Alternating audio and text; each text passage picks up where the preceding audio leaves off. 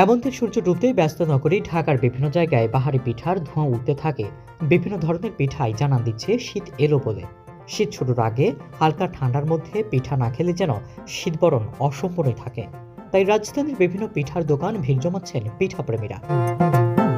জ্বলন্ত চুলায় শীতের পিঠার ধোঁয়া যে কারোর নজর কাড়বে, তাই সন্ধ্যা নামার সঙ্গে সঙ্গে সব বয়সের মানুষের আনাগোনা বাড়তে থাকে পিঠার দোকানগুলোতে। প্রকৃতিতে ইতিমধ্যে ঠান্ডা বাতাসে শরীর হিম হিম অনুভূত হচ্ছে। এই সময়টায় নগরীর মোড়ে মোড়ে দেখা যায় ধোঁয়া ওঠা বিভিন্ন রকমের পিঠা। সেই ধোঁয়ার সঙ্গে ভেসে আসে পিঠার মোমো গন্ধ। শীতের পিঠাকে কেন্দ্র করে রাজধানীর ফুটপাতে বসেছে দোকান।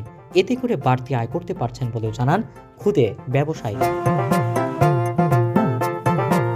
রাজধানীর বিভিন্ন এলাকায় সরেজমিনে দেখা যায় হেমন্তের সন্ধ্যায় রাজধানীর অধিকাংশ মোড় ও ফুটপাতে পিঠা তৈরির ব্যস্ত সময় পার করছেন দোকানিরা।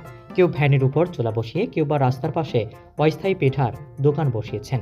পিঠা বানানোর সব উপকরণ নিয়ে ক্রেতার সামনেই পিঠা তৈরি করে দিচ্ছেন তারা। আর গরম গরম পিঠা খেতে পেরে সাধারণ মানুষের মুখেও আনন্দের হাসি দেখা গেছে।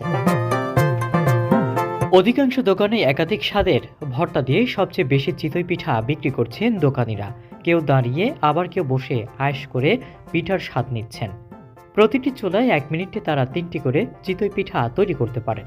প্রতিটি পিঠা 10 টাকার বিক্রি করেন তারা। পিঠার সঙ্গে থাকছে অনেক ধরনের ভর্তা।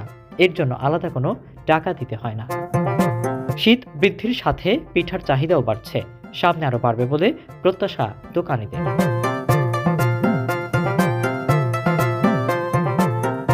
ইব্রাহিম, ঢাকা।